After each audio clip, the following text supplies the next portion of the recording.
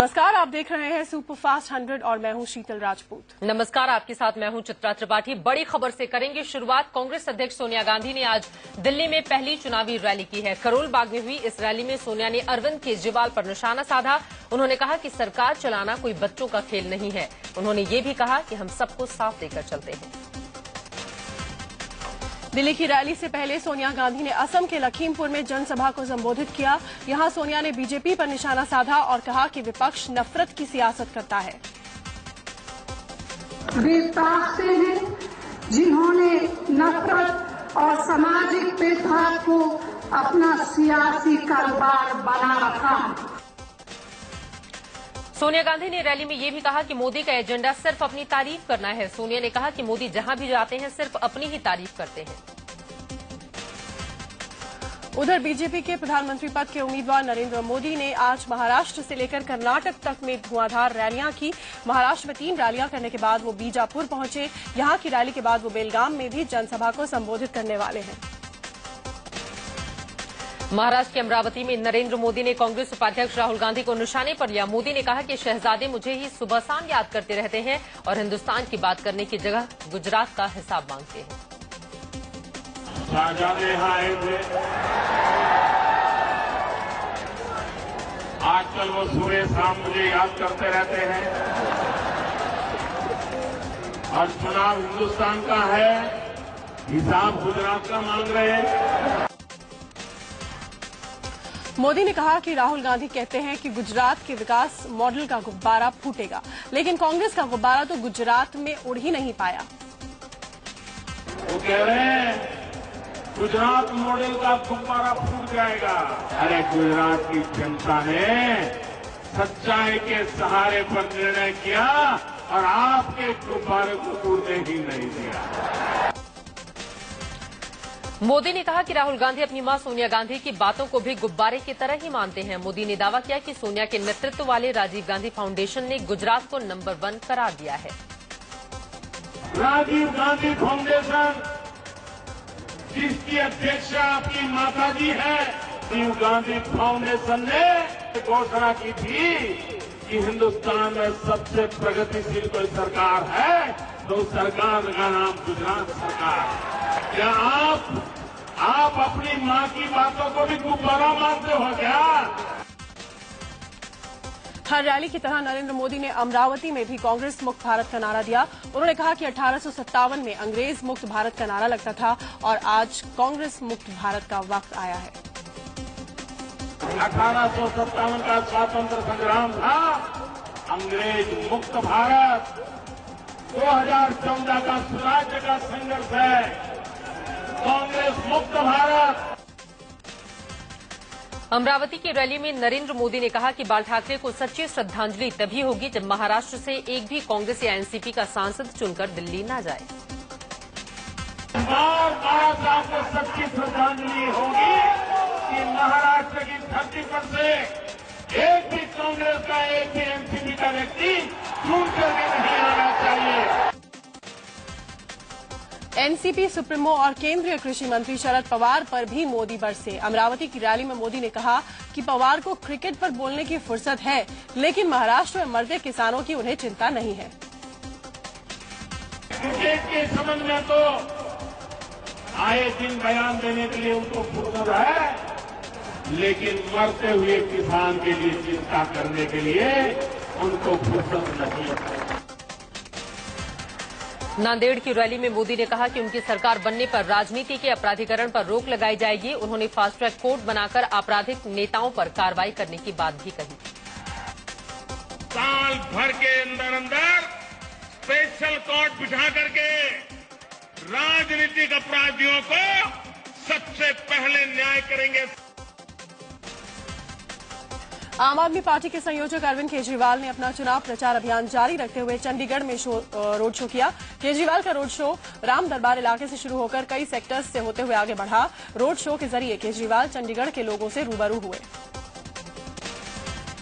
चंडीगढ़ में केजरीवाल ने आम आदमी पार्टी के उम्मीदवार गुलपनाग के लिए लोगों से वोट मांगे। गुलपनाग केजरीवाल के साथ रोड शो में शामिल हुई थी। इस सीट पर गुलपनाग का मुकाबला बीजेपी की किरण खेर और कांग्रेस के पवन बंसल से है। चंडीगढ़ में बीएसपी सुप्रीमो मायावती ने चुनावी रैली की और अपने उम्मीदवार के लिए प्रचार किया। मायावती ने जनसभा को संबोधित करते हुए बीजेपी के प्रधानमंत्री पद के उम्मीदवार नरेंद्र मोदी पर निशाना साधा। पंजाब के अमृतसर से बीजेपी उम्मीदवार अरुण जेटली ने चुनाव प्रचार किया और एक रैली को भी संबोधित किया। जेटली का यहां कांग्रेस उम्मीदवार और पंजाब के पूर्व मुख्यमंत्री कैप्टन अमरिंदर सिंह से मुकाबला है। गाजियाबाद में मुख्यमंत्री अखिलेश यादव ने हुंकार भरी। अखिलेश ने बीजेपी के पीएम कैंडिडेट नरेंद्र मोदी पर निशाना साधते हुए कहा कि मोदी का गुजरात मॉडल खोखला है। साथ ही अखिलेश ने यूपी में विकास के लिए अपनी पीठ थपथपाई। वहीं गाजियाबाद में मुख्यमंत्री अखिलेश यादव ने कई सालों तक उनकी पार्टी में रहे फिल्म अभिनेता और गाजियाबाद से मौजूदा कांग्रेस प्रत्याशी राज बब्बर पर भी निशाना साधा। अखिलेश ने राज बब्बर को बागी बताया। गाजियाबाद में मुख्यमंत्री अखिलेश यादव की रैली में हंगामा भी हुआ। जब वो मोदी पर निशाना साध रहे थे तो इस दौरान एक शख्स ने उनकी ओर चप्पल फेंकने की कोशिश की। हालांकि वो मंच से काफी दूर गिरी। आरोपी को हिरासत में ले लिया गया। गाजियाबाद में अखिलेश की रैली के दौरान उनका रौब भी दिखा। अखिलेश का कटआउट गिरने पर एक पुलिस वाले ने उसे तुरंत खड़ा किया। वहीं नारे लगाने पर कार्यकर्ताओं को रोकने पर अखिलेश ने कहा कि इन्हें मत रोको, तुम लोगों का प्रमोशन भी मैंने ही किया है। आरएसएस के मुखपत्र ऑर्गेनाइजर के एक सर्वे में सामने आया है कि राम मंदिर से बड़ा विकास का मुद्दा है। ऑर्गेनाइजर के लिए एक एनजीओ ने जो सर्वे कराया उसमें लोगों ने रोजगार, बिजली, सड़कों, राम मंदिर और हिंदुत्व के मुकाबले ज्यादा तरजीह दी। ऑर्गेनाइजर के सर्वे के मुताबिक प्रधानमंत्री के तौर पर नरेंद्र मोदी देश की पहली पसंद है। उन्हें 48% लोग पीएम देखना चाहते हैं। राहुल गांधी को 27% और अरविंद केजरीवाल को 5.5% लोग ने ही बतौर प्रधानमंत्री पसंद किया। ऑर्गेनाइजर के लिए ये सर्वे 380 देश के संसदीय क्षेत्रों में करवाया गया। मार्च जनवरी के पहले हफ्ते से लेकर मार्च के बीच करवाए गए इस सर्वे में 1,14,000 लोगों की राय ली गई।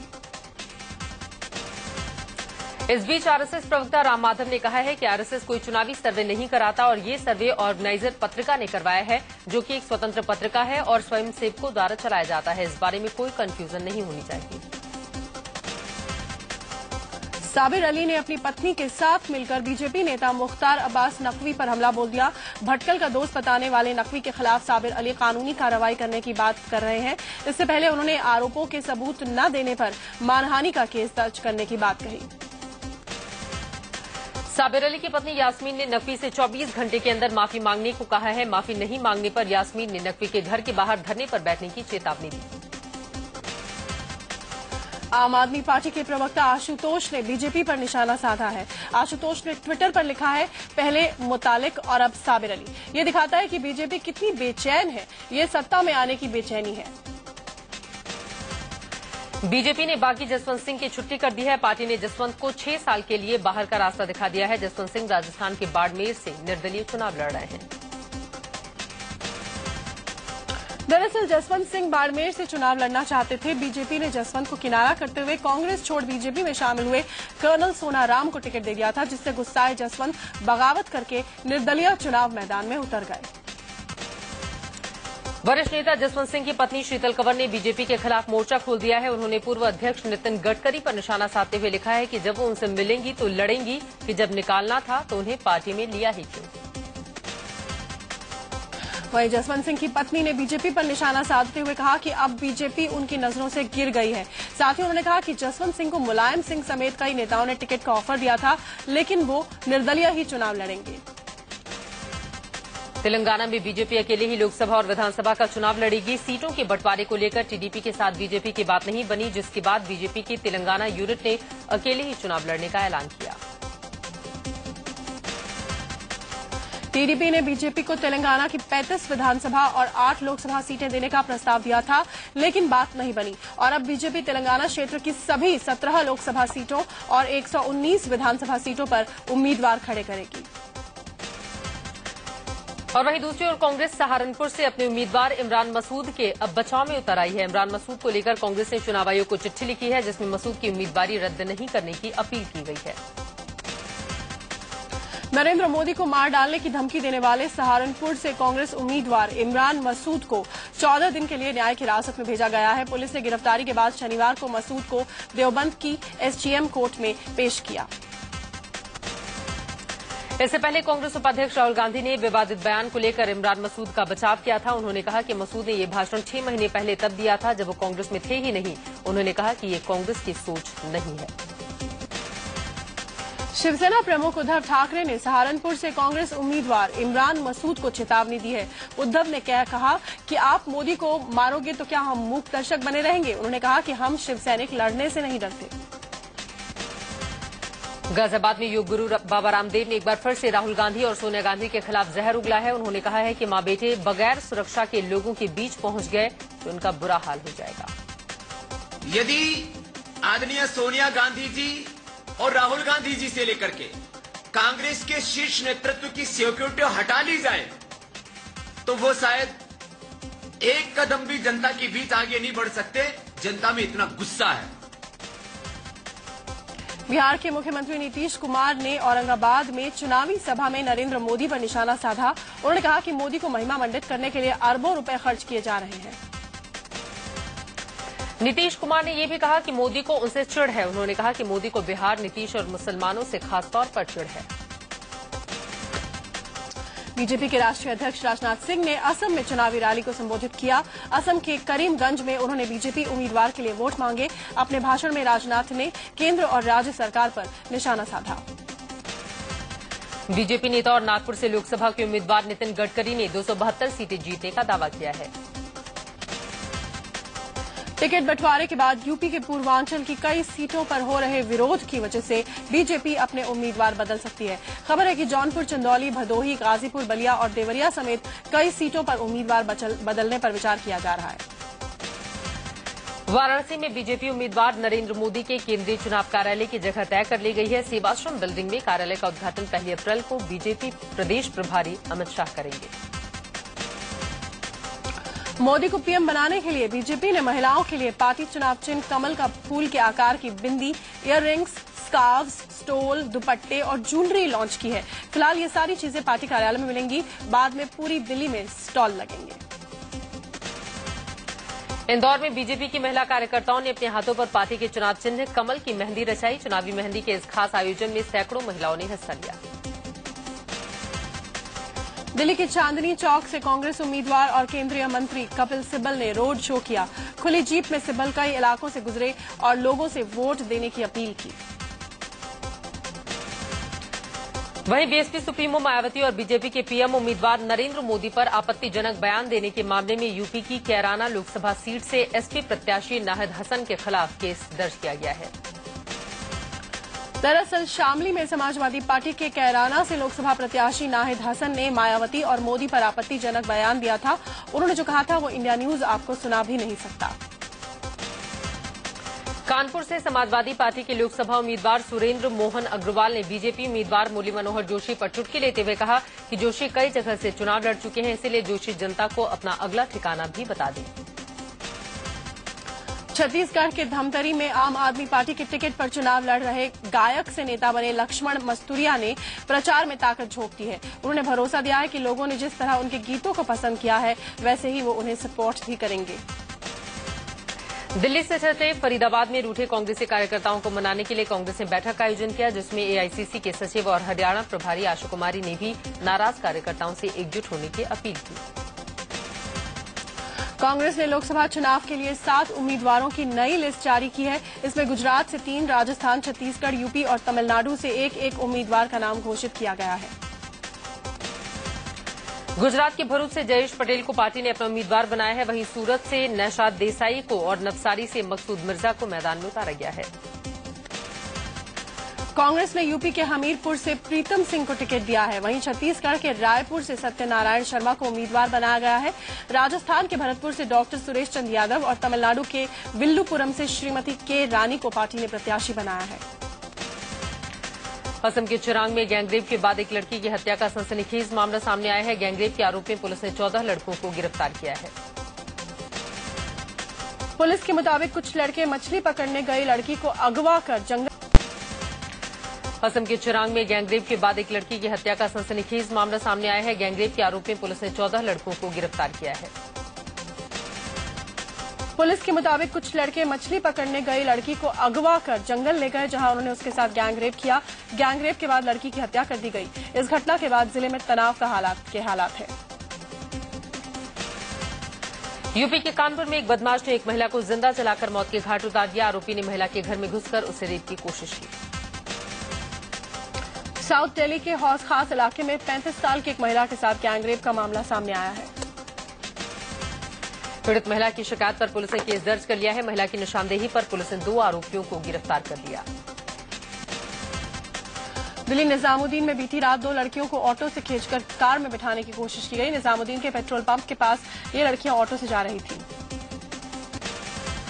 अगवा करने में नाकाम रही बदमाशों ने लड़कियों की पिटाई शुरू कर दी। वारदात का विरोध करने पर बदमाशों ने ऑटो ड्राइवर ललित को जमकर पीटा। बिहार के बेगूसराय में एक हॉस्पिटल में मरीज की मौत के बाद जमकर हंगामा हुआ। इंदौर के मधुमिलन इलाके में सर्विस सेंटर में खड़ी 3 टाटा मैजिक गाड़ियों में अचानक से आग लग गई। देखते ही देखते तीनों गाड़ियां जलकर खाक हो गई। पंजाब के जालंधर में एक थर्मोकोल फैक्ट्री में भीषण आग लग गई। आग से लाखों का नुकसान हुआ। यूपी के हाथरस में चुनावी रंजिश में एक बुजुर्ग को मौत के घाट उतार दिया गया। बुजुर्ग के परिवार से भी बदमाशों ने मारपीट की।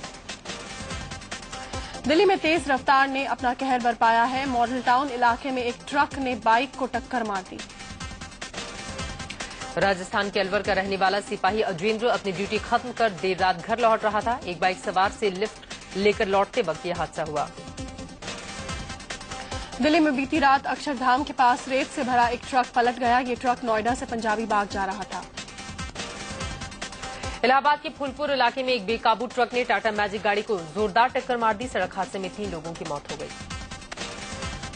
जम्मू कश्मीर के रामबन में भारी भूस्खलन से दर्जनों घर खतरे की जद में आ गए। पहाड़ पर एकाएक हुए भूस्खलन से 13 मकान पूरी तरह से ध्वस्त हो गए हैं। दिल्ली के रजोकरी इलाके में तालाब में डूबने से एक बच्चे की मौत हो गई। 8 घंटे के रेस्क्यू ऑपरेशन के बाद बच्चे के शव को बाहर निकाला गया। इंदौर में पुलिस पर एक बेकसूर को पीटने का आरोप लगा है। दरअसल पुलिस संजय नगर इलाके में एक बदमाश को पकड़ने के लिए दबिश देने पहुंची थी। पुलिस को बदमाश मिला नहीं, लेकिन वो इस शख्स को उठा लाए। देहरादून के कुछ प्रतिष्ठित स्कूलों और इंडियन मिलिट्री अकादमी में 8 अप्रैल तक धमाके की धमकी के लिए आई एक चिट्ठी ने प्रशासन की नींद उड़ा दी है। छत्तीसगढ़ के जसपुर में एक इंग्लिश मीडियम स्कूल में बच्चों को हिंदी बोलने पर सजा देने का तालिबानी फरमान सुनाया गया है। कानपुर में गैस रिफिलिंग का अवैध कारोबार करने वालों पर शिकंजा कसा गया है। आपूर्ति विभाग ने छापेमारी कर गैस रिफिलिंग के सामान और भारी तादाद में रेगुलेटर जब्त किए। नवी मुंबई के एरोली इलाके में एक शातित चोर रात में बड़ी ही आसानी से कार चुरा ले गया। और वहीं दूसरी ओर आगरा में चुनाव को लेकर प्रशासन चौकस नजर आ रहा है। रात में आगरा के अलग अलग इलाकों में गाड़ियों की चेकिंग की गई। दिल्ली के मतदाताओं को जागरूक करने के लिए चुनाव आयोग वोटर जागरूकता मुहिम चला रही है। पंजाब के अमृतसर में मतदाताओं को जागरूक करने के लिए मैराथन का आयोजन किया गया। राजस्थान के उदयपुर में महज 6 रुपए के इंक्रीमेंट के लिए एक रिटायर्ड कर्मचारी पिछले 33 साल से लड़ाई लड़ रहे हैं। शनिवार को शिमला में सैलानियों ने स्टीम इंजन वाली हेरिटेज ट्रेन की सवारी का मजा लिया। T20 वर्ल्ड कप में आज टीम इंडिया का मुकाबला ऑस्ट्रेलिया से है। सेमीफाइनल से पहले भारत का ये आखिरी मैच है। भारत और ऑस्ट्रेलिया के बीच ये मुकाबला शाम 7 बजे से खेला जाएगा। T20 में भारत और ऑस्ट्रेलिया के बीच अब तक 8 मुकाबले हुए हैं, जिनमें दोनों ही टीमों ने 4-4 मैच जीते हैं। अफगानिस्तान के चुनाव आयोग में घुसे 4 तालिबानी आतंकियों को मार गिराया गया है। पाकिस्तान के लाहौर में आतंकियों ने एक वरिष्ठ पत्रकार और लेखक रजा रूमी पर जानलेवा हमला किया, जिसमें वो बाल बाल बचे।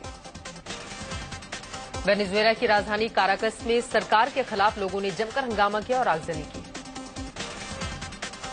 हेती की राजधानी पोर्ट ओ प्रिंस में राष्ट्रपति के इस्तीफे की मांग को लेकर लोगों ने जोरदार प्रदर्शन किया। अमेरिका के वाशिंगटन में भूस्खलन के बाद मलबे से शवों को निकालने का काम जारी है। 25 शव अब तक निकाले जा चुके हैं। यूक्रेन क्रीमिया मामले में चीन पश्चिमी देशों और रूस में से किसी का भी समर्थन नहीं करेगा।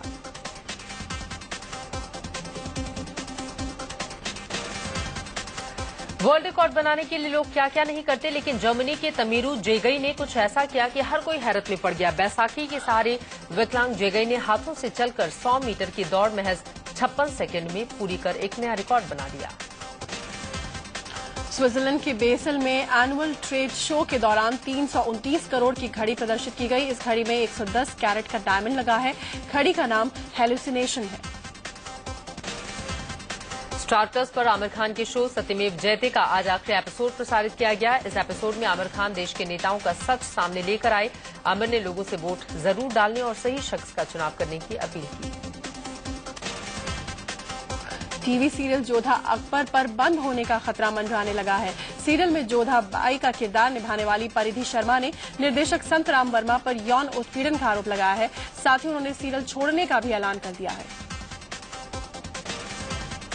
अजय देवगन को फिल्म हिम्मतवाला के लिए गोल्डन केला अवार्ड में सबसे घटिया अभिनेता घोषित किया गया है। वहीं सोनाक्षी सिन्हा को फिल्म आर राजकुमार में एक्टिंग के लिए घटिया अभिनेत्री का गोल्डन केला अवार्ड दिया गया। कंगना रनौत की फिल्म क्वीन 50 करोड़ के क्लब में शामिल हो गई है। 7 मार्च को रिलीज हुई फिल्म ने करीब 3 हफ्ते में 50 करोड़ से ज्यादा की कमाई कर ली है। फिल्म महज 12 करोड़ में ही बनी थी।